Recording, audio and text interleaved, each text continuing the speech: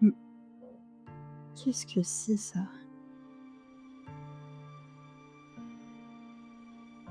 Tiens, étrange. Ça voudrait dire qu'il en resterait. Alors, il aurait survécu à la solitude? Ah, Argonautes. Voilà, installez-vous. J'ai trouvé quelque chose d'intéressant.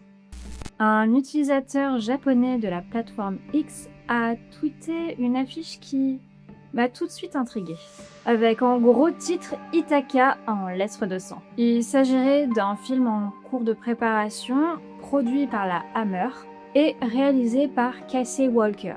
Et j'ai quelques petites choses à en dire. Prenez donc place, on va en discuter ensemble. Bienvenue à New Providence, je suis Mara Laraona et je serai votre guide tout au long de notre visite.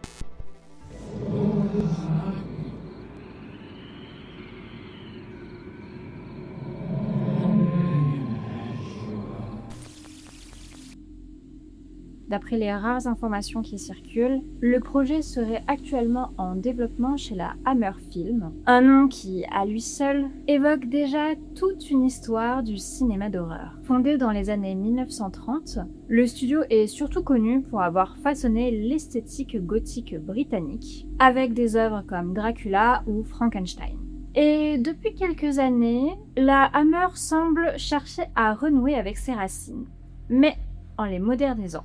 Alors, forcément, quand on voit un projet nommé Ithaca, ça intrigue. À la réalisation, on retrouve Casey Walker, un nom encore relativement discret dans l'industrie, ce qui rend le projet d'autant plus mystérieux. Il n'a pas de filmographie majeure mise en avant, pas de signature visuelle clairement identifiable, ce qui peut vouloir dire deux choses. Soit une prise de risque, soit une très grosse surprise, bonne comme mauvaise. Concernant le synopsis, les informations sont encore relativement assez floues. Mais si on se fie à l'imagerie de l'affiche, et surtout au choix du titre, on peut s'attendre à un récit ancré dans un environnement hostile, probablement nordique ou arctique, ou même canadien. On va s'attendre peut-être à un groupe d'individus isolés, et évidemment à un froid omniprésent. Sans oublier quelque chose qui rôde dans le blizzard. Si vous ne le saviez pas encore, Ithaca, c'est le nom d'une créature Lovecraftienne. C'est pour ça que je vous en parle. Et qui est extrêmement niche. C'est pour ça que le nom, je pense, n'est pas choisi au hasard. Mais on y reviendra. Contrairement à ce qu'on pourrait penser, parce qu'on pourrait penser que c'est peut-être un projet cinéma fantôme quand il en existe tant, là, on a déjà un casting qui semble officiel. On y retrouve notamment Luke Hemsworth. J'ai vraiment massacré son nom. Kevin Durant et Michelle Pitt, accompagnés de Craig Lozon et Lina Robinson. Un choix assez intéressant d'ailleurs, entre des visages familiers du thriller, du fantastique et d'autres productions plus rugueuses. Le film cherche clairement une identité sombre, physique et assez brutale. Ce n'est donc pas un petit projet improvisé ou une simple annonce opportuniste. Sur le papier, Ithaca jusque-là ressemble à une production d'horreur assez ambitieuse. Cependant, du côté de l'équipe technique, on n'a pas de composition annoncée, pas de directeur de la photographie, on a vraiment juste le réalisateur. Sans compter qu'on n'a aucune idée de quand ça pourrait sortir. Mais au-delà des détails de production, un élément reste central. Le choix du titre. Ithaca, comme je vous ai dit, n'est pas un nom inventé pour le film, mais un nom directement issu de la littérature fantastique du XXe siècle, associé à un univers bien particulier. Et c'est précisément ce point qui mérite qu'on s'y attarde. Car comprendre qui est Ithaca nous permettra peut-être de percevoir ce qui nous attend avec ce film. Dénicher le type d'histoire, l'ambiance et les thématiques que le film pourrait explorer. Avant d'aller plus loin sur le projet, il faut donc passer par ce détour essentiel. Revenir à l'origine de cette entité et ce qu'elle représente.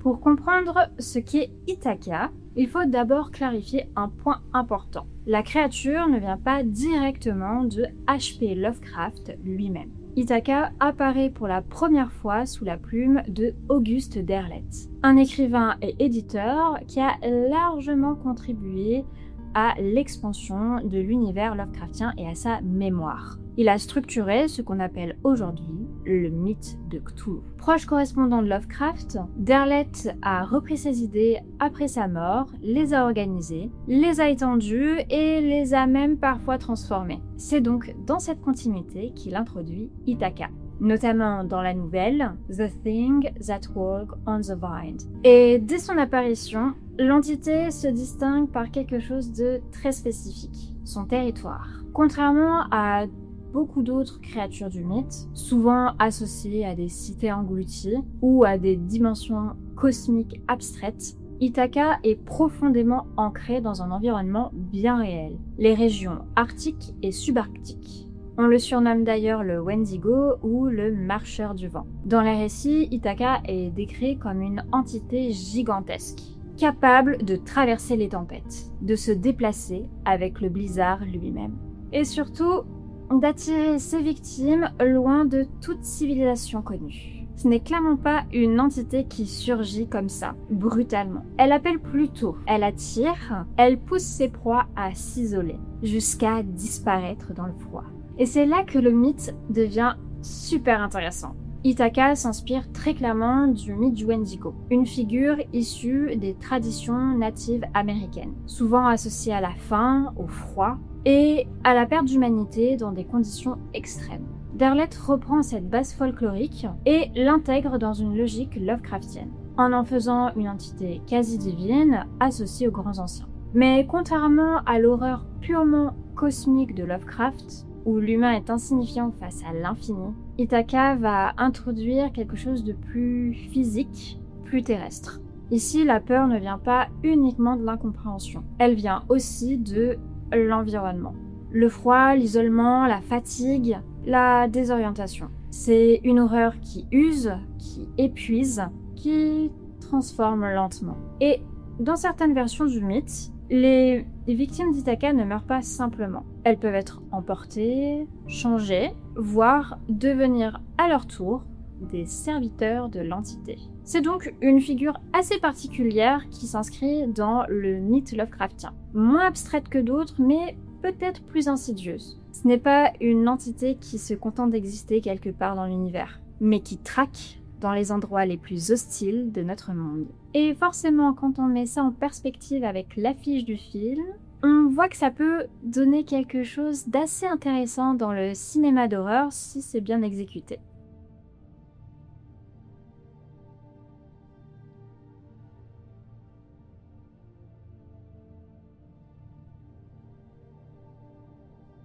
Qu'est-ce que Ithaca peut réellement devenir à l'écran ? D'abord, il y a clairement un potentiel. Pas forcément du côté de l'horreur cosmique pure à la HPL, mais plutôt dans une forme d'horreur un petit peu plus accessible. Ithaca est une entité qui agit, qui traque et évidemment qui influence directement son environnement. Et ça, au cinéma, c'est une porte d'entrée beaucoup plus concrète pour un public. Et pour moi, c'est là que le film peut être assez intelligent pour mettre quelques éléments d'horreur cosmique tout en restant assez audible. Plutôt que d'adapter bêtement une nouvelle, ce qui fonctionne très rarement avec ce genre de récit, le projet pourrait utiliser Ithaca comme une présence, une force et même peut-être une règle du monde, quelque chose qui va dépasser les personnages, mais qui reste tangible dans ce qu'ils vivent. Le froid, l'isolement, la paranoïa, la disparition progressive du groupe. En revanche, il y a aussi des points de vigilance par rapport à ce que moi je pourrais attendre de ce genre de film. Et le premier, c'est le design de la créature. Parce que je pense que vous serez d'accord, le risque est assez évident. J'ai super peur qu'on tombe dans une représentation trop classique du Wendigo, tel qu'on l'a vu dans énormément de films, de jeux et de séries. Une silhouette un peu maigre avec des bois de serre, et au final quelque chose de très générique et de trop tangible. Alors qu'à mes yeux, Ithaca, ça peut être carrément autre chose. Quelque chose de moins identifiable, d'un petit peu plus diffus, comme le vent, où on a vraiment cette impression que c'est plus une présence qu'une véritable forme. Pour moi, c'est vraiment dans ce genre de choix que ce genre de film est dans une forme de réussite ou d'échec. Il y a un autre point où il faudrait peut-être regarder ce qui se fait, c'est le casting. Sur le papier, on n'est pas du tout sur une distribution qui est dite prestigieuse, avec des gros noms. Donc ça peut donner un petit peu cet effet série B. Mais en même temps, c'est pas forcément un défaut. Je pense qu'on a besoin d'aussi voir d'autres types d'acteurs au cinéma et pas toujours les mêmes têtes. À mon sens, dans le cinéma de genre, c'est là où ça fonctionne mieux quand on a des castings qui sont un peu moins connus, ou voire pas du tout connus. C'est parce qu'on va être surpris et ça nous ancre beaucoup plus en tant que spectateur dans l'éventualité de l'histoire et de son drame. En plus de ça, le cinéma de genre est quand même rempli de bonnes surprises en ce qui concerne les performances d'acting. Mais donc tout va dépendre de la direction qui sera prise. Si le film assume une ambiance rude, presque minimaliste, avec une vraie tension et un beau travail en ce qui concerne l'environnement, il peut clairement tirer son épingle du jeu. Mais s'il cherche à surexpliquer, à trop montrer la créature, à faire quelque chose un peu trop accessible, je pense que ça va faire un louper quand même d'autres films Lovecraftiens malheureusement.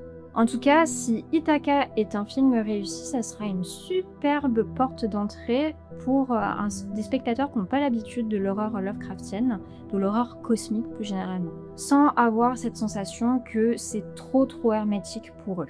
Là, je pense qu'on sera sur une horreur un petit peu plus sensorielle, un petit peu plus immédiate, mais qui garde en arrière-plan quelque chose de beaucoup plus vaste. Bref, de la vraie bonne horreur cosmique.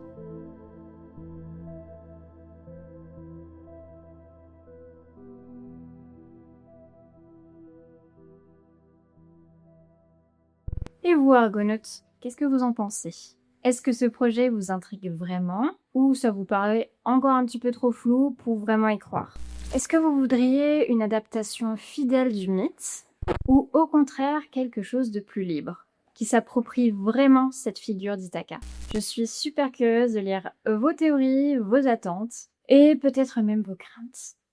Et sur ce, on se dit à la prochaine fois.